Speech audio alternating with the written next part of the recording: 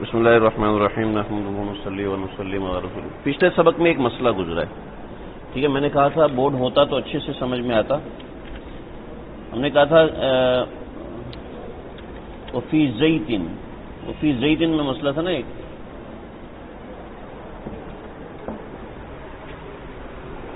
کہاں ہے وزیتن علی ان یزنہ بظرفہ، ٹھیک،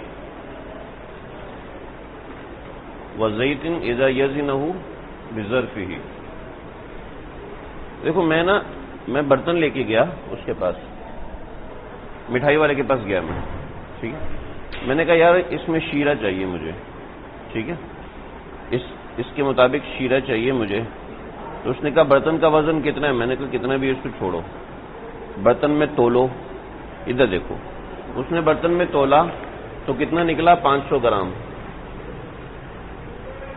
ٹھیک ہے، 500 گرام نکلا۔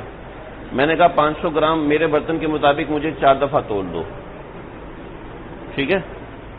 500 گرام نکلا، 4 دفعہ تولو، 4 دفعہ تولا کتنا ہوا؟ 2000 گرام، مطلب 2 کلو، ٹھیک۔ اب میں نے کہا وزن، برتن کا جو وزن ہے نا وہ میں نہیں آپ کو بتا رہا، بس ایسا کرو 50 گرام کم کر دو، 50 گرام کم ہوا، ٹھیک ہے۔ تو یہ کتنا رہ گیا؟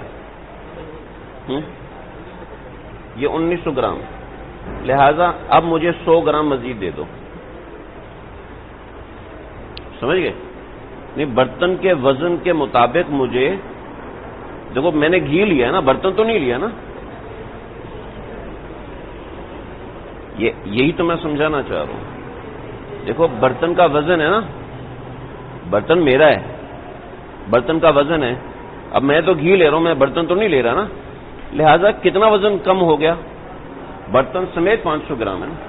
اب وہ گھی ایسا ہے، شیرہ ایسا ہے، جو بھی چیز ہے وہ شیرہ ایسے، وہ ایسے نہیں دی جا سکتی۔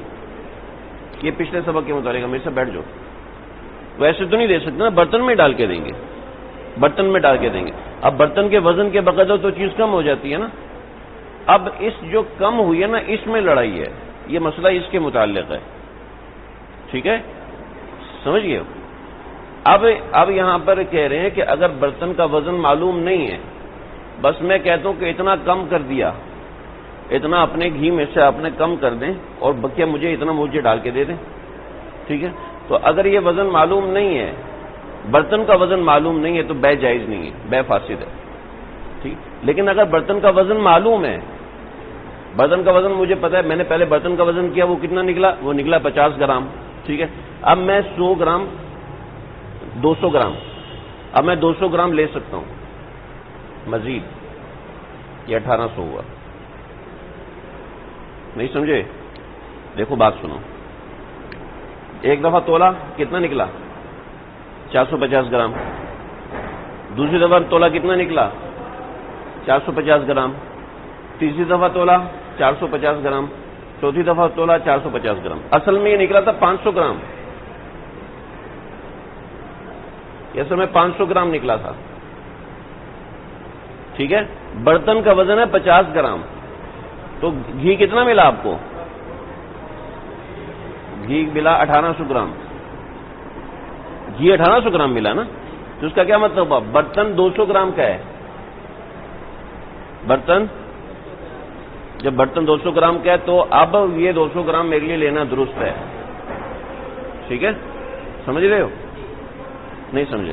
کیا سمجھ میں نہیں آیا؟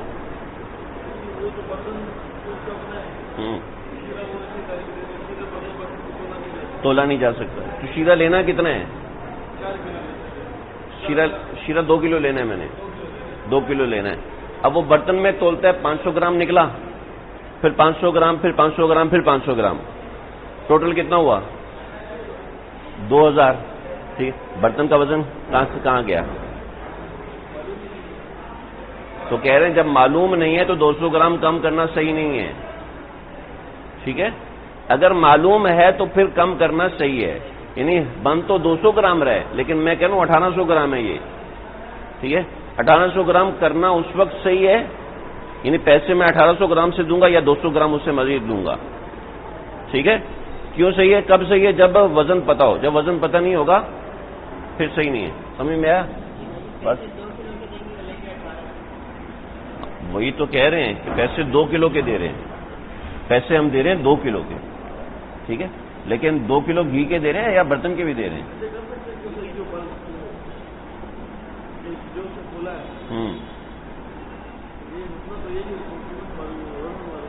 ہاں وزن معلوم نہیں، یہ ایسی چیزیں جو بغیر برتن کے تولی نہیں جا سکتی، ٹھیک ہے، سمجھ گئے ہو بات واضح ہے؟ یہ ایک مسئلہ پیچھے تھوڑا سا میں سمجھا نہیں پا رہا تھا، میں نے کہا بورڈ ہوگا تو پھر اچھے سے، اب اس کا ترجمہ سمجھ لو بھائی، وزیت اور لم یجوز بیع الزیت علی ان یزنہ بظرفہ، کہ میرے برتن کے مطابق دے گا، ویطرح عنہ مکان کل ظرف 50 رطلا، اور برتن کے عوض میں 50 رطل کم کرے گا، ٹھیک ہے، اور کیا کہتے ہیں یہ صحیح نہیں ہے، بے جائز نہیں۔ ہاں آگے دیکھیں نا، وصحہ، اور صحیح اس وقت ہے لو شرط ان یطرح عنہ بوزن ظرف، کہ برتن کے باٹ کے مطابق کم کرے، اب برتن کے باٹ کا وزن پتہ ہے 50 گرام ہے، ٹھیک ہے، اب اتنا کم کر سکتا ہے، اس کے پیسے کم کر دے گا، یعنی گھی کتنا ملا یہاں پر، شیرہ کتنا ملا، شیرہ کتنا ملا 1800 گرام ملا، تو اتنا کم کیا جائے گا، سمجھ رہے ہیں بات، سمجھ میں آ گئی؟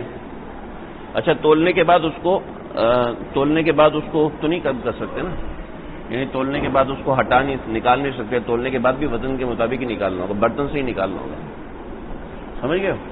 آگے چلو جی، ہمارا اگلی فصل ہے جی، 2 فصلیں آج ہم نے پڑھنی ہیں، بہت ہی آسان اور مزیدار ہیں۔ دیکھو اس فصل میں نا 3 باتیں ہیں، لیکن 3 باتوں کو آپ ایک سائڈ پہ رکھو، اس فصل میں 2 حصے، بے فاسد کے احکامات، یہ فصل ہے بے فاسد کے احکام کے بارے میں، بے فاسد کے 5 حکم، بے فاسد کے احکامات تم نے پیچھے پڑھ لیے تھے نا،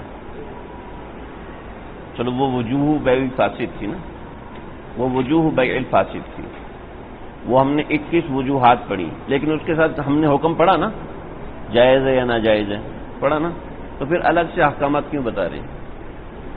سوال پیدا ہو رہا ہے یا نہیں ہو رہا؟ کیا مطلب؟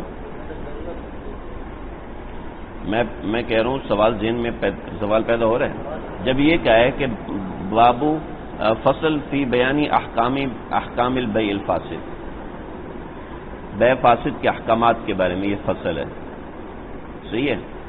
آپ لوگ مطمئن ہیں؟ پیچھے احکامات گزر گئے تو اب کیوں دوبارہ بتا رہے ہیں الگ سے؟ اس ذہن میں سوال پیدا ہو رہا ہے؟ میرے ذہن میں تو سوال پیدا ہوا ہے، کیوں بھائی؟ یہ نہیں پیدا ہوا آپ کے ذہن میں؟ نہیں پیدا ہوا تو چھوڑ دیتے ہیں امیر صاحب، اور مزید احکامات تو اسی میں بیان کر دیتا نا، فصل کیوں قائم کیے؟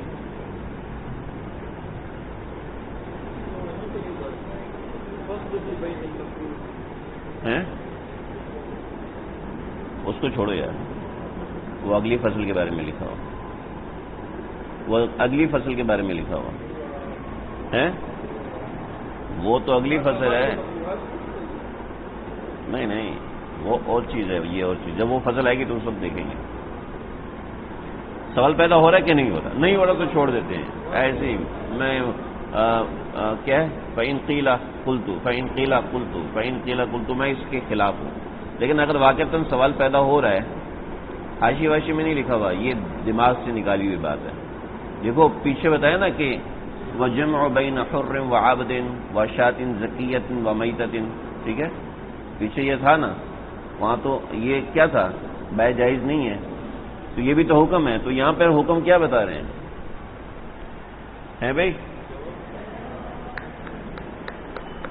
دیکھو زنا کا حکم کیا ہے، حرام ہے حلال ہے، لیکن اگر ہو گیا اب کیا ہے، اب حکم اور لگے گا، ٹھیک ہے نا، سمجھ رہے ہو؟ چوری کرنا حلال ہے حرام ہے؟ حلال ہے، حلال ہے، اتنی زور سے بولا ہے حلال ہے، آپ نے بولا ہے؟ اچھا میں نے بولا ہے، میں نے کہا شاید حضرت بھی بول پڑے، لیکن حضرت پھر بھی نہیں بولے. میں نے چوری حلال کر دی، انہوں نے پھر بھی نہیں پوچھا جو آپ نے حلال کر دی تھی. کیوں مولوی صاحب میں چوری حلال کر کے بیٹھوں، آپ کو کوئی فرق نہیں پڑا. کیا کروں اس سے جی، میری شادی ہونے والی تھی، اچانک آپ درمیان میں آ گئے، سارا مسئلہ خراب کر دیا. اچھا خاصا پہنچ گیا تھا میں، ہے نا؟ نہیں ابھی تو ہوئی نہیں ہے، ابھی تک نہیں ہوئی تھی، ابھی صرف منگنی ہوئی تھی. اچھا چلو صحیح. دیکھو بھائی پہلے چوری حرام ہے، لیکن اگر کسی نے کر لی تو اب اس کے کچھ احکامات ہیں نا، تو یہ آگے کی بات ہے. تو بے فاسد کسی نے کر لی، اب کیا حکم ہے؟ ٹھیک ہے، تو دیکھو امام شافعی، امام مالک، امام احمد بن حنبل، یہ تین حضرات فرماتے ہیں کہ بے فاسد نافذ نہیں ہوتی. لہذا جب بے فاسد نافذ نہیں ہوتی تو اس کے آگے کوئی معاملات بھی نہیں چلیں گے، اس کے آگے کوئی معاملات نہیں چلیں گے. ہم کہتے دیکھو بے فاسد دو طرح کی ہے، ایک ہوتی ہے باطل، ایک ہوتی ہے فاسد. ٹھیک ہے، باطل تو بالکل نافذ نہیں ہوگی، ختم ہے وہ بے. جیسے کسی نے شراب کی بے کر لی تو نافذ ہی نہیں ہے، ختم ہے. لیکن اگر فاسد ہے تو اس میں تین شرائط ہیں. پہلی شرط کیا ہے؟ پہلی شرط یہ ہے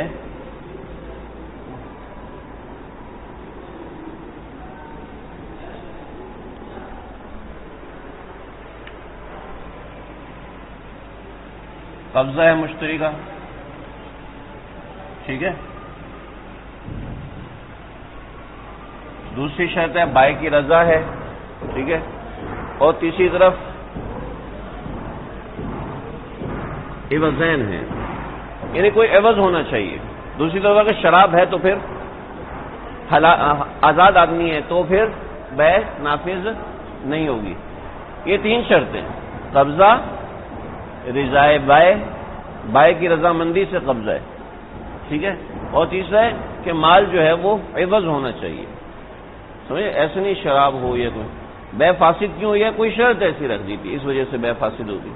کوئی معاملہ ایسا رکھ دیا تو بے فاسد. تو اس صورت میں بے نافذ ہو جائے گی. بے نافذ ہونے کی صورت میں کیا ہوگا؟ مشتری مالک بن جائے گا. بے نافذ ہونے کی صورت میں مشتری اس چیز کا مالک بن جائے گا، یعنی وہ چیز مشتری کی ملکیت میں آ جائے گی، اگرچہ کوئی شرط فاسد کی وجہ سے بے فاسد ہو گئی. لیکن شرط باطل کی وجہ سے ہوئی تو پھر وہ بے وہی معاملہ ہوگا جو امام شافعی اور امام جو کیا ہے ائمہ ثلاثہ کہتے ہیں.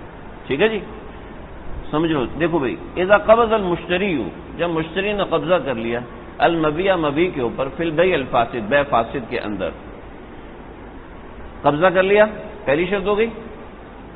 بِأَمْرِ الْبَائِعِ، بائع کے حکم سے، بائع کے حکم سے ہو گیا. ٹھیک ہے، وَكُلٌّ مِّنْ عِوَضَيْهِ، اور دونوں چیزیں عوضین میں سے ہوں. ٹھیک ہے، دونوں چیزیں عوضین میں سے ہوں، یعنی یہاں بھی پیسے ہیں اور وہاں پر حلال چیز ہے، کوئی عوض بھی بن سکتا ہے. ٹھیک ہے، بطور مثال بے کی یار یہ مچھلی ہے، یہ مجھے پکڑ کے دے دو تو میں ٹھیک ہے 100 روپے دے دو مچھلی تمہاری. یا مچھلی پکڑ کے لے آیا، اب یہ شرط فاسد تھی نا، اس سے بے فاسد ہوگی. لیکن اس نے مچھلی لے لی اور مچھلی پہ قبضہ کر لیا، مچھلی پہ قبضہ کیا، مچھلی پہ قبضہ کیا، بائع کی اجازت سے قبضہ کیا، رضامندی سے قبضہ کیا، اور دونوں چیزیں مال ہیں. صحیح ہے، بات سمجھ میں آ گئی. تو یہ تین شرطیں پوری ہو گئی تو اس سے مشتری جو ہے وہ چیز کا مالک بن جائے گا. ٹھیک ہے، بے باطل میں بے ختم ہوتی ہے، بے فاسد میں بے نافذ ہوتی ہے، جبکہ یہ تین شرائط پائی جائیں. بے فاسد ہو چکی، مکمل ہو گئی، جیسے میں نے اب مسئلہ بتایا آپ. تو اس صورت میں یہ بات ہے، یہ تین شرائط ہوں گی تو بے نافذ ہوگی، مشتری مالک بن جائے گا. اب آگے کیا احکامات ہیں؟ آگے دیکھو. ملک المبیع ملک المبیع بقیمتہ، یہ مبیع کا مالک ہوگا، قیمت کے عوض مالک ہوگا. پہلا حکم ہے قیمت کے عوض مالک ہوگا. پہلا حکم قیمت کے عوض، سمن نہیں ہوگا، جو قیمت ہے اس کے عوض مالک ہوگا. ٹھیک. دوسرا وَلِكُلٍّ مِّنْهُمَا فَسْخُ، دونوں کے ذمہ لازم ہے فسخ کرنا. یہاں پر جو لفظ لکھنا وَلِكُلٍّ مِّنْهُمَا یہ غلط ہے. ٹھیک ہے، یہ ہے وَعَلَىٰ كُلٍّ مِّنْهُمَا ہے. سمجھ رہے ہو؟ اصل چیز ہے، تمام شراح نے لکھا ہے یہ ہونا چاہیے وَعَلَىٰ كُلٍّ مِّنْهُمَا فَسْخُ، دونوں کے ذمہ لازم ہے بے فسخ کر دیں.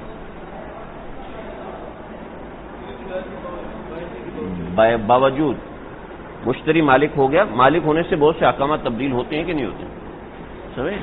تو پہلا حکم ہے کہ مالک ہو جائے گا، قیمت کے عوض مالک ہوگا. ٹھیک. دوسرا ان دونوں کے ذمہ ہے کہ بے کو فسخ کر دیں. مشتری کے ذمہ بھی ہے بے کو فسخ کر دیں، اور بائع کے ذمہ بھی ہے بے کو فسخ کر دیں. صحیح ہے؟ اصل لفظ ہے فسخ، میں فسخ بولتا ہوں تاکہ آپ لوگوں کو سمجھ میں آ جائے. وَلِكُلٍّ مِّنْهُمَا فَسْخُ، اور دونوں کے ذمہ لازم ہے کہ وہ بے کو فسخ کر دیں. ٹھیک. اچھا، ابھی آپ کو پریشانی جو ہو رہی ہے وہ پریشانی ابھی حل ہوتی ہے.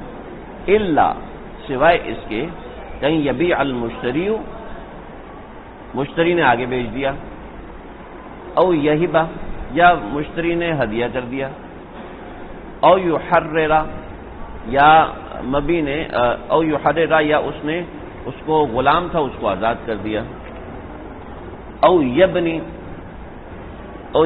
یا اس طرح کا کوئی اور کام کر دیا، یعنی زمین کے اوپر مکان بنا دیا، زمین بے فاسد کے طور پہ لی تھی، اس کے اوپر مکان بنا دیا، یا کوئی ایسا کام کر دیا. ٹھیک ہے. یہ کون سا حکم ہو گیا جی؟ تیسرا حکم ہو بھی. پہلا حکم ہے مشتری مالک ہوگا.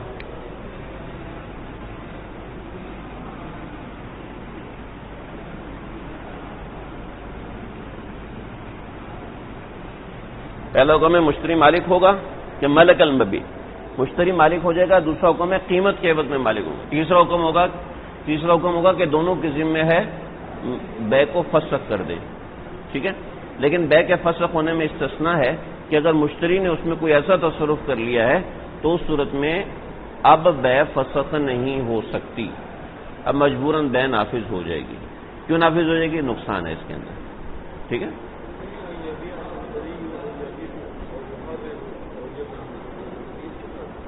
ہاں، یہ اس کے ساتھ اللہ سوائے اس کے. ہاں، مشتری نے مالک بن کے آگے بیچ دیا، یہ فسخ میں استثناء ہے. ٹھیک ہے نا، فسخ میں استثناء ہے. ٹھیک ہے نا. ارے یار، دونوں کی ذمہ آپ کو بھی نہیں سمجھ میں آیا؟ چلو شکر ہے، اس کو پہلی دفعہ کوئی مسئلہ سمجھ میں نہیں آیا. اس کا IQ بہت تیز ہے، یہ بڑا جلدی سمجھ جاتا ہے. دیکھو، بے فاسد ہوئی نا، میں نے ایک مچھلی لے لی اس سے، اب میرے ذمہ تو لازم تھا کہ میں بے کو فسخ کروں، معاملہ ختم کر کے مچھلی اس کو واپس کر دوں، پیسے اس سے لے لوں اور اب دوبارہ بے کروں اگر میں کرنا چاہتا ہوں. میں نے نہیں کیا. ٹھیک ہے. اب جب میں نے نہیں کیا تو میں نے مچھلی کا کیا کیا؟ میں نے مچھلی آگے بیچ دی. بازار میں اگر 100 روپے کی مچھلی بیچ دی، یا میں نے اس کو پکایا، میں نے کہا طلبہ کی دعوت کرتے ہیں اور آپ لوگوں کو کھلا دی. اب وہ بھائی کو پتہ چلا یار میں تو کنز میں پڑا تھا، یہ مسئلہ صحیح نہیں ہے، چلو پیسے واپس کرو. تو کیا ہوگا؟ پیسے واپس نہیں ہوں گے، اب بے فسخ نہیں ہوگی. تصرف ہو چکا. سمجھے؟ جب بے فاسد میں تصرف ہو جائے تو بے نافذ ہو چکی ہوتی ہے. ٹھیک ہے، سمجھ گئے ہو؟ اس کا لازم ہے کہ بے کو فسخ کرے کیونکہ فاسد شرط لگے. لیکن اگر فسخ نہیں کیا اور مشتری نے اس میں تصرف کر دیا تو پھر اب مجبوری ہے. ٹھیک، سمجھ گئے ہو؟ اگلا چلیں. چوتھا حکم جی.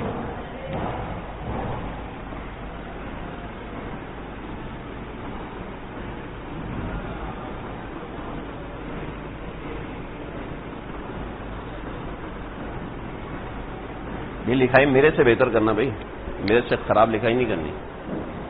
مشتری بائع کو فروخت کرنے سے روکے گا. بے فسخ کر دی، میں نے اس کو مچھلی واپس کر دی، صحیح، مچھلی واپس کر دی. میں کہوں 100 روپے دو میرا، کریکٹر جھوٹا ہے جو میں آگے بیچ دوں پھر اس کو، تو میں اب اس کو بیچنے نہیں دوں گا. ٹھیک ہے. وَلَهُ اور مشتری کے لیے ہے ان يمنع المبيع کہ وہ مبیع کو بائع سے روک کے رکھے کہ میں واپس نہیں کر رہا آپ کو مچھلی. ان يمنع المبيع مبیع کو بائع سے روکے حتى يأخذ الثمن یہاں تک کہ وہ پیسے میرے واپس کر دے، اس وقت تک میں اس کو مبیع واپس نہیں کروں گا، اپنے پاس رکھوں گا. اچھا جی، آگے بڑا مزے کا حکم ہے، بڑا دلچسپ، بہت ہی دلچسپ. یعنی یہ وہ مسئلہ جو زندگی میں یاد رہتا ہے، اتنے مزے کا مسئلہ ہے. مسئلہ کیا ہے؟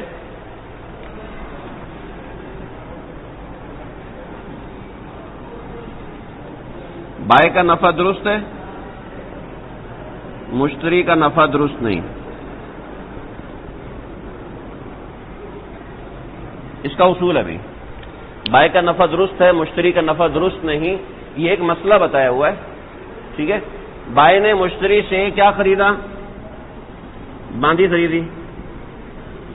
باندھی اس کے پاس آ گئی، ٹھیک ہے، اور اس نے اس کو 1000 روپے دے دیے. ٹھیک، سمجھ گئے ہو؟ بھائی نے مشتری کو 1000 باندھی دے دی، اس نے 1000 روپے دے دیے، ہو گیا. اب کیا ہے، اس نے آگے باندھی بیچ دی 2000 کی. اس نے باندھی آگے 2000 کی بیچ دی، بے فاسد ہو رہی ہے. اس نے باندھی 2000 کی بیچ دی اور اس نے 1000 سے 2000 کما لیے.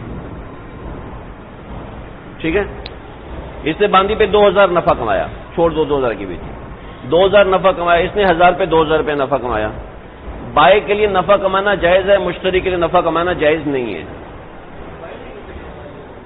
بھائی نے اس نے وہ بڑا تیز آدمی تھا، 1000 روپے سے اس نے 2000 کما لی. بھیا چھوڑو یار، 200 روپے کما لیے، چلو 200 روپے کما لیے، صحیح ہے، خوش رہو اپنے خرچے میں. اس نے 1000 سے 200 روپے کما لیے. ٹھیک ہے. یعنی 1000 روپے کا مال لایا، 1200 کا بیچ دیا، 200 روپے کما لیے اس نے. اس نے باندھی 1000 روپے کی خریدی، 1200 کی بیچ دی آگے، 200 روپے کما لیے. جو مشتری 200 کما رہا ہے یہ حلال نہیں ہے، بائع 200 کما رہا ہے یہ حلال ہے. صحیح ہے.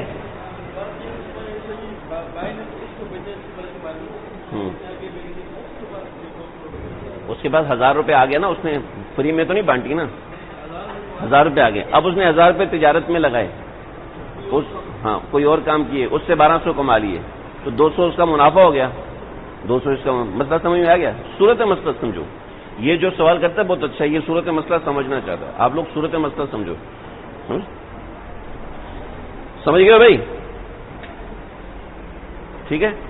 اس کا 200 حرام ہے، اس کا 200 حلال ہے. حرام حلال نہیں، اس کا 200 جائز ہے، اس کا 200 ناجائز ہے.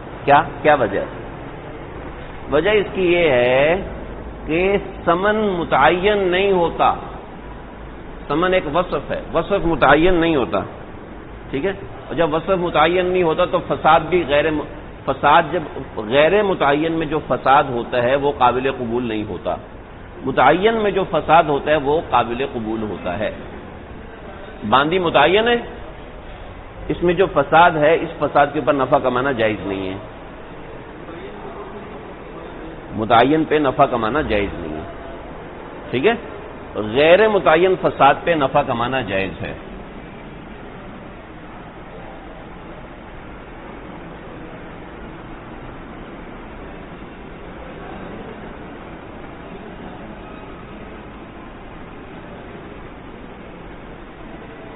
یہ اصول ہے، بہت اہم اصول ہے. غیر متعین فساد پر نفع کمانا جائز ہے. صحیح ہے بھائی. متعین فساد پہ نفع کمانا جائز نہیں. یہ اصول انہوں نے سمجھایا یہاں پر. باندھی متعین ہے، باندھی متعین ہے نا. ٹھیک ہے. جب باندھی متعین ہے تو اس کے اوپر جو فساد آیا، بے فاسد آئی، تو 200 روپے نفع کمانا جائز نہیں تھا. اور 1000 روپے جو پیسہ ہوتا ہے یہ کیا ہوتا ہے؟ یہ ثمن ہے. ثمن وصف ہوتا ہے، وصف کے مقابلے میں ثمن نہیں ہوتا.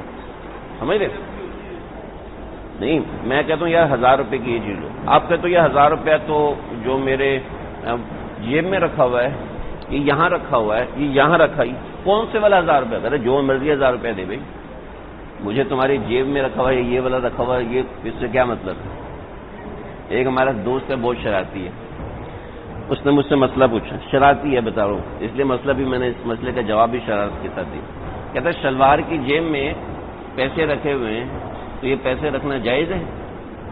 نہیں سوری، شلوار کی جیب میں جو پیسے رکھے ہیں یہ حلال ہوتے ہیں حرام ہوتے ہیں؟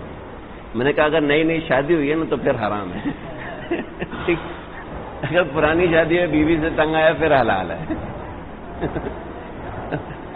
یہ مسئلہ نہیں ہے، میں نے اس پہ شرارت کی، اس نے شرارت کی، تو یہ سوال پوچھنے والا ہے شلوار کی جیب میں پیسے رکھنے سے پیسے حرام ہو جاتے ہیں؟ پیسے تو کسی معاملے سے حرام ہوتے ہیں نا۔ تو اب آپ سمجھ رہے ہو اس نے مسئلہ کیوں پوچھا تھا؟ سمجھ رہے ہو؟ تو پیسے چاہے کون سی جیب میں رکھے ہوں پیسے پیسے ہی ہوتے ہیں، ٹھیک ہے جی۔ جو سائڈ والی جیب میں پیسے رکھے ہیں ان پیسوں سے عام 2 کلو آئیں گے، لیکن جو ان جیب میں پیسے رکھے اس سے عام 3 کلو آ جائیں گے۔ کیوں بھائی؟ کیونکہ یہ اصحاب الیمین ہے، یہ اصحاب الشمال ہے، ایسا ہوتا ہے، پیسے متعین نہیں ہوتے، سمجھ رہے؟ دیکھو آپ 100 روپے کا نیا نوٹ دو، آپ کو اس کے عوض میں جو دودھ ملے گا 100 روپے کے پرانے نوٹ کے عوض میں کم دودھ ملے گا، اتنا ہی ملے گا، سمجھ رہے؟ تو پیسے متعین نہیں ہوتے، سمجھ رہے ہو؟ وَطَابَ لِلْبَائِعِ مَا رَبِحَ، حلال ہے بائع کے لیے ما ربح، جو بے فاسق کے اندر جو مال کمایا ہے اس کے اوپر وہ ربا کمائے، یہ اس کے لیے حلال ہے۔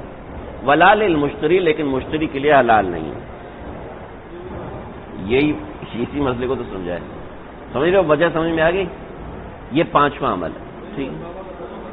وطابہ حلال ہے، پسندیدہ ہے، طابہ کا لفظ پسند، فانکحوا ما طاب لکم، نکاح کرو جو تم کو پسند ہو، ٹھیک ہے۔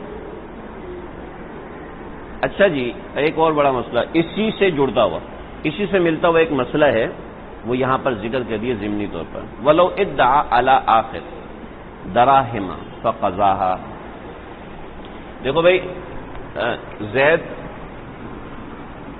اور عمر ہے، ٹھیک ہے۔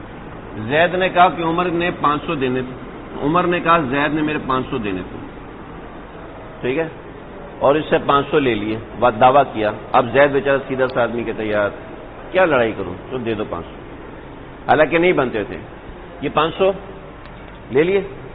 500 لینے کے بعد کیا ہوا، اس نے اس سے نفع کمایا 100 روپے، ٹھیک۔ اب عمر کہتے ہیں یار میں نے مولانا اجمیر صاحب کو بیان سنا ہے، اوہ میرے لیے تو پیسے لینا حلال ہی نہیں تھا، میں نے غلط کیا۔ اب یہ آتا ہے عمر کے پاس، زید کے پاس، اس کو 500 کہتا ہے یار واپس لے لو اپنے پیسے، وہ 500 واپس لے لیے۔ اب اس 100 روپے کا کیا حکم ہے؟ بتاؤ جی، کیا حکم ہے 100 روپے کا؟ ہیں؟ حلال نہیں ہے، ہاں جی، مسجد کے ڈبے میں ڈال دے تاکہ آپ نکال لو۔ ہاں، مسجد کے ڈبے میں تو اس وقت ڈالے گا کہ حلال ہو، اگر حرام ہے تو مسجد کے ڈبے میں تھوڑی ڈال سکتے۔ کیوں بھائی؟ حرام ہونے کی کیا وجہ ہے؟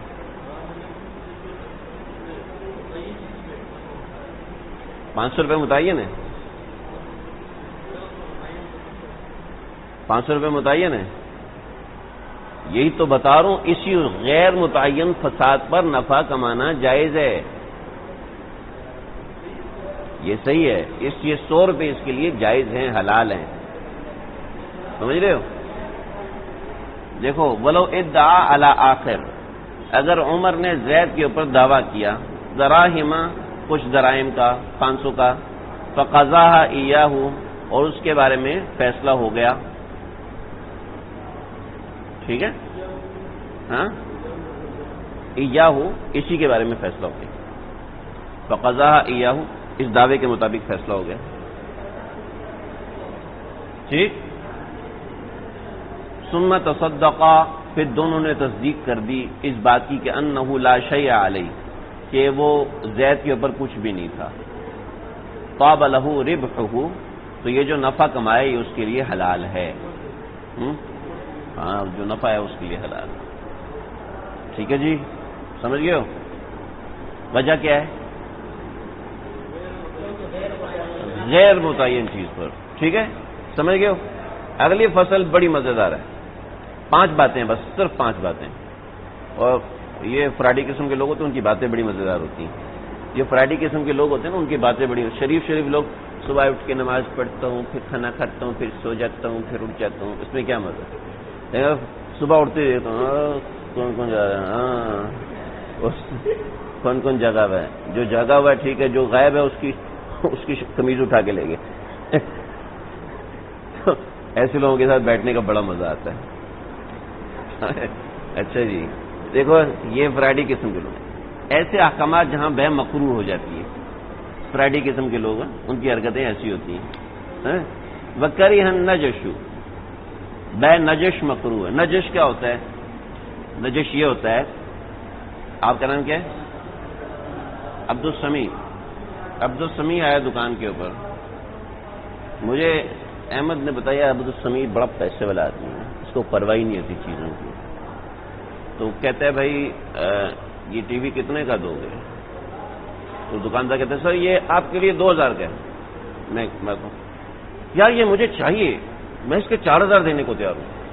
تو وہ کہتا ہے سر یہ 4000 دے رہے آپ کتنے دو گے؟ کہتے ہیں میں 5000 دیتا ہوں. تو وہ کہتے ہیں 5000؟ میں 6000 لوں گا، میں 6000 میں لوں گا، تم مجھے دو. کہتا ہے تو یہ کہتا ہے میں 7000 میں دوں گا. یہ کوئی بات ہے؟ یہ کیا سمجھتا ہے مجھے؟ میں کوئی غریب آدمی ہوں؟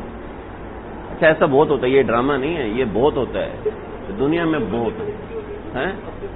اپنے بندے خریدے ہوتے ہیں. ٹھیک ہے، تو کیا ہے، اب وہ 2000 کا فریج ہے وہ 10000 میں دیا. تو یہ بے مکروہ ہے، بے نافذ ہو جائے گی، لیکن یہ اچھی بات نہیں، بری بات نہیں کرنا چاہیے اسے. یہ عام طور پہ شادیوں میں ہوتا ہے. ٹھیک ہے، شادی میں پیسے پھینک رہا ہوتا ہے نا، تو دوسرا لڑکا آ جاتا ہے، وہ بھی پیسے پھینکتا ہے، میرے سے ذرا پھینک تو بچہ. اب یہ اس کا اپنا بندہ ہوتا ہے، اس کو نکال کے پھر پیچھے سے پکڑا دیتا، چل دوبارہ پھینک. وہ پھینکتے کہتے یار یہ اتنے پیسے پھینک رہے ہیں میں بھی پھینکتا ہوں. سمجھ رہے؟ وَكَرِهَ النَّجَشُ، نجش بغیر ارادہ ہے ہی نہیں خریدنے کا، قیمت بڑھاتا جا رہا ہے. نجش اس کو کہتے ہیں. ہاں، بغیر ارادے کے خریداری کی قیمت بڑھانا.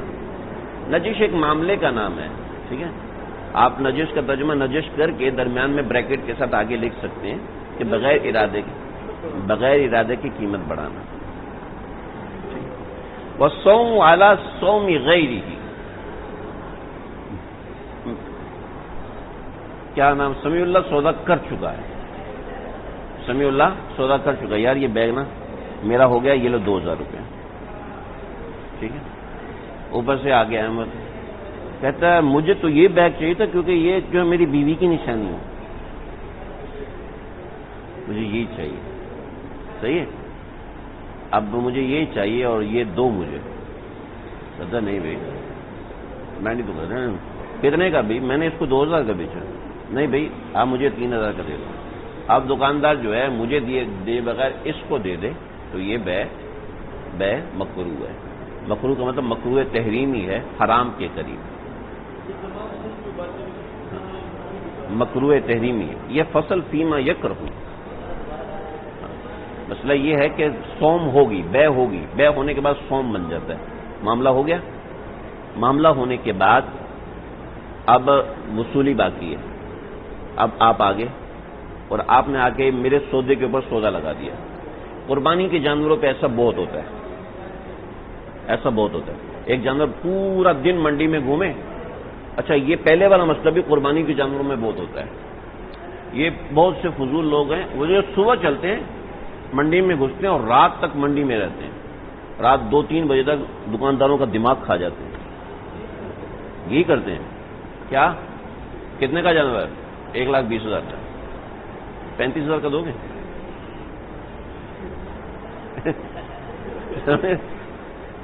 اب ارادہ نہیں ہے.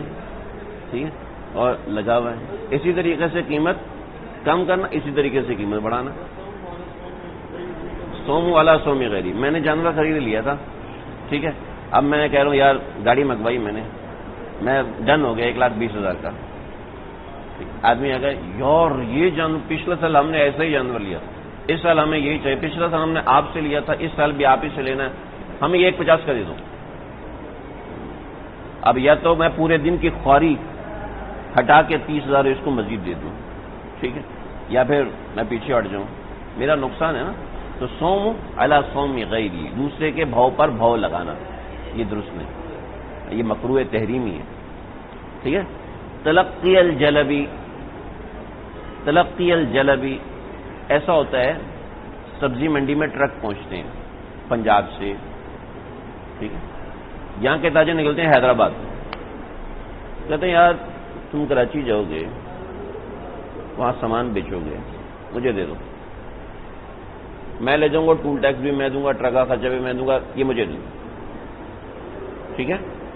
اب پیاز آتا ہے کراچی میں 50 من پیاز لے کے آ گیا، اس کو ملا 30 روپے کلو کے حساب سے، یہ کہتا ہے نہیں میں 150 روپے کلو بیچوں گا. تلقی الجلب، پہلے جا کے سودا کر لیا. ٹھیک ہے، کہ پہلے جا کے سودا کرنا یہ جائز نہیں ہے. ٹھیک ہے. منڈی میں آئے، مقابلہ ہو، مقابلے کے بعد جس کا دل چاہے جس ریٹ پہ خریدے.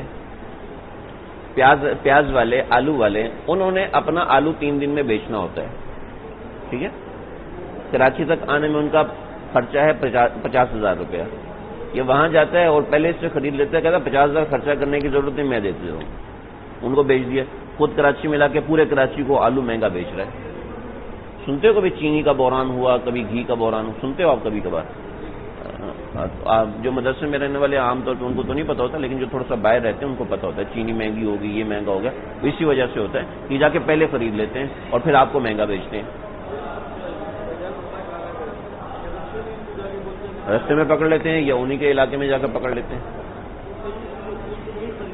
وہیں خرید لیتے ہیں، پھر یہاں مہنگا بیچتے ہیں.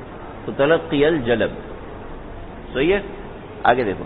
اچھا، آج کل کے زمانے میں کچھ ایسے معاملات ہیں جو حکومتی سطح کے ہیں، تو اس صورت میں تلقی الجلب ممنوع نہیں ہے. ٹھیک ہے. مثلا مثال وہ وہاں سے اتنے کا خریدتا ہے اور کراچی میں آ کے اپنے حساب سے بیچتا ہے، جو گورنمنٹ کا حساب ہے اس حساب سے بیچتا ہے، اس صورت میں جائز ہے، کوئی مسئلہ نہیں. آج کل اس طریقے سے نہیں، پہلے زمانے میں اس طریقے سے ہوتا تھا. تلقی الجلب آج کل عام طور پہ نہیں ہوتا، عام طور پہ نہیں ہوتا. ٹھیک ہے. جیسے کہ الیکٹرک ہے، یہ وابڈا سے بجلی خریدتی ہے اور ہمیں وابڈا کے دام کے حساب سے ہی بیچتی ہے، لیکن اگر وہ وابڈا سے ڈبل پیسے لینا شروع کر دیں تو یہ تلقی الجلب ہے، جو کہ درست نہیں ہے. صحیح ہے. وبیع الحاضر للبادی، شہری کی بے بادی والے کے لیے، یہ بھی وہی مسئلہ ہے. صادقآباد سے آم چلے اور کراچی پہنچے، کراچی پہنچ کے اب صادقآباد والا نہیں بیچ رہا، بلکہ کراچی والے نے صادقآباد والے سے کہا کہ آم سارے میرے ہو گئے، تم مزے کرو، اب میں بیچتا ہوں. اور میں کس لیے بیچ رہا ہوں؟ تاکہ میں مہنگا بیچوں. ٹھیک ہے. تو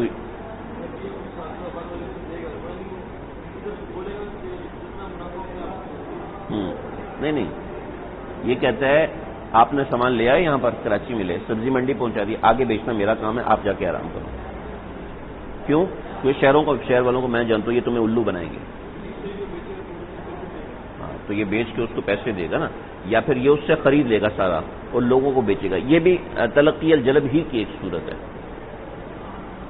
تلقی الجلب ہی کی یہ بھی ایک صورت ہے کہ اصل میں اس کو سمجھو ذرا. صادقآباد والے کو یہاں پہ جو آ کے مال بیچنا ہے نا، اس نے 3 دن میں بیچنا ہے. صحیح ہے. کیونکہ اس نے واپس بھی جانا ہے. ٹھیک ہے. جو کراچی میں رہنے والا ہے وہ 3 دن میں بیچے گا. آرام سے رکھو. شہر میں پیدا ہونے تو بحران پیدا ہوگا، کسی کو پیاز ملے گا ہی نہیں. خود یہ کورونا ویکسین سے پہلے کورونا کی کوئی گولیاں آئی تھی قوت مدافعت بڑھانے والی، تو مجھے ڈاکٹر نے کہا یار ہر بندے کے حساب سے نا 20 گولیاں خرید کے رکھ لو. میں نے خرید کے رکھ لی. ٹھیک ہے.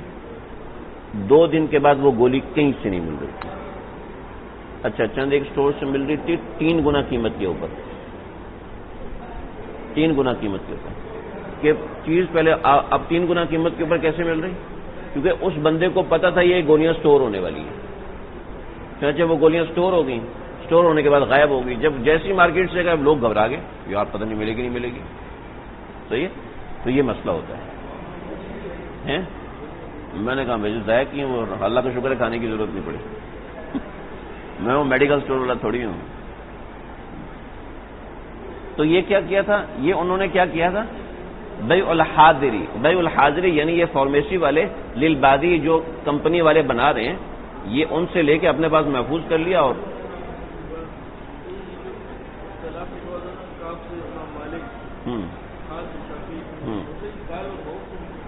دال سے امام محمد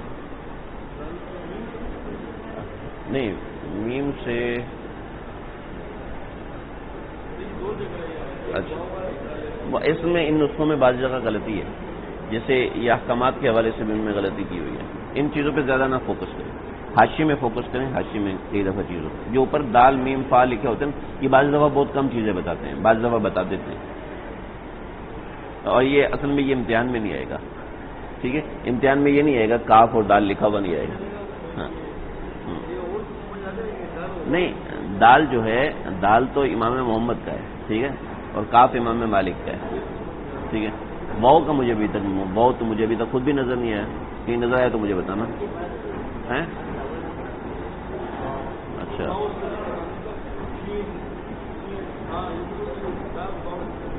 دال تو امام محمد کا ہے، دال امام محمد کا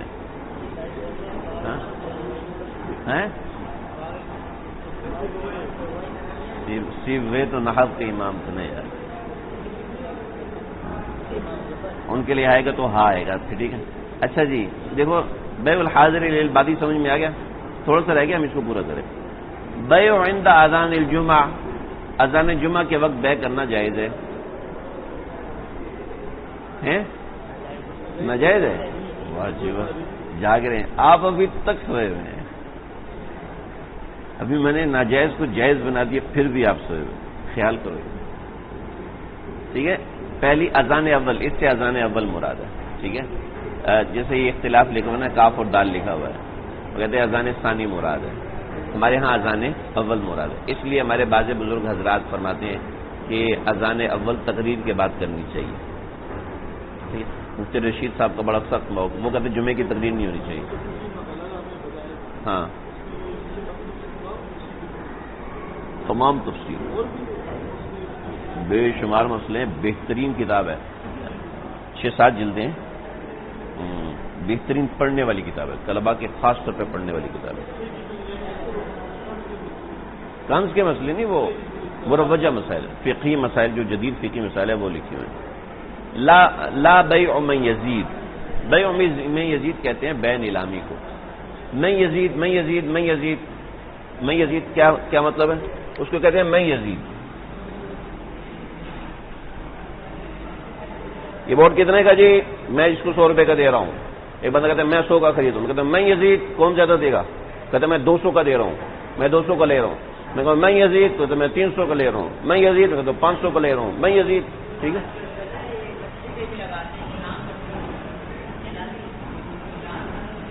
نیلامی، ٹھیک ہے، نیلامی یہ بیع جائز ہے، ٹھیک ہے، یہ بیع مکروہ نہیں ہے، ٹھیک ہے، یہ جائز ہے. پیچھے ہم نے پڑھا الصوم علی صوم الشرع، یہ جائز نہیں تھا. بیع النجش یہ جائز نہیں تھی، لیکن اسی سے ملتی جلتی ایک نیلامی کی بیع ہے، یہ جائز ہے. کیسے جائز ہے بھی؟ یہ تو سودے پر سودا ہے نا، سودے پر سودا ہے، اور اس میں آپ کو سامنے والے کا پتہ ہی نہیں اس کا لینے کا ارادہ بھی ہے یا نہیں ہے، تو یہ بیع نجش بھی ہو سکتی ہے.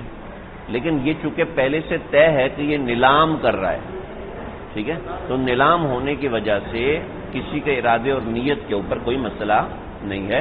صوم علی صوم الشرع بھی نہیں ہے، صحیح ہے. تو یہ بیع من یزید یہ جائز ہے، نیلامی کی بیع جائز ہے، ٹھیک ہے جی. آگے چلیں. دیکھو ایک اور 5واں عمل ہے اس کے اندر، یہ 5واں عمل، 5ویں چیز ہے. کریہ النجش یہ پہلا، صوم علی صوم الشرع دوسرا، تلقی الجلب تیسرا، بیع حاضری للبادی چوتھا، ٹھیک ہے. یہ والبیع عند الاذان 5واں، ٹھیک ہے، اور یہ 6ٹھی چیز ہے. ٹھیک ہے. اچھا ایسے میں تلقی جلب اور بیع حاضری للبادی یہ ایک ہی ہے تقریباً. دیکھو ایک آدمی کے پاس 2 چھوٹے غلام ہیں، 2 غلام ہیں، ایک کی عمر 10 سال، ایک کی عمر 5 سال، دونوں چھوٹے ہیں، ٹھیک. تو ان دونوں کو اکٹھا رکھ کے بیچنا چاہیے. ان دونوں کو الگ کرے گا تو دونوں پریشان ہو جائیں گے چھوٹے. لیکن ان میں سے ایک بڑا اور ایک چھوٹا ہے تو بھی بے مکروہ ہے. ٹھیک ہے. ہاں البتہ دونوں بالغ ہیں، دونوں بڑے ہیں، دونوں میاں بیوی ہیں، تو دونوں کو الگ الگ بیچے تو کوئی حرج نہیں ہے. لا یفرق بین صغیر وذی رحم محرم. ٹھیک ہے. دو چھوٹے غلام یا باندیاں جو ذی رحم محرم ہوں ان کے درمیان فرق نہیں کرے گا. ٹھیک ہے. دو باندیاں ہوں یا دو چھوٹے بچے ہوں، بہن بھائی ہیں غلام، دو بھائی غلام ہیں. ٹھیک ہے. یا دو بہنیں غلام ہیں، باندیاں ہیں. ٹھیک ہے. تو لا یفرق بین صغیر و ذی محرم، ذی رحم محرم، جو ذی رحم محرم دو چھوٹے ہیں یا دونوں میں سے کوئی ایک بڑا ہے تو بیع کرنا مکروہ ہے، کیونکہ اس میں دونوں کا آپس میں اکٹھا ساتھ رہنا ضروری ہوتا ہے، چھوٹے ہوتے ہیں. اگر بے خلاف الکبیرین، لیکن اگر دونوں بڑے ہیں تو پھر جائز ہے. بس زوجین، اگر دونوں زوجین ہیں تب بھی جائز ہے. میں بھی لگ رہے نا کیا ہے، غلام ہیں. جب غلام ہے تو پھر اس تفریق ہو جائے گی تو ہو جائے. بڑے ہیں نا اس میں مسئلہ نہیں ہے، شفقت کے خلاف نہیں، تو ہیں ہی غلام ہیں. بڑے ہو گئے، جب بڑے ہو گئے تو بس. ٹھیک ہے جی. یہ پچھلا سبق اور یہ آج کا سبق یہ ہو گیا. ہاں یہ اس میں شامل کر دیں.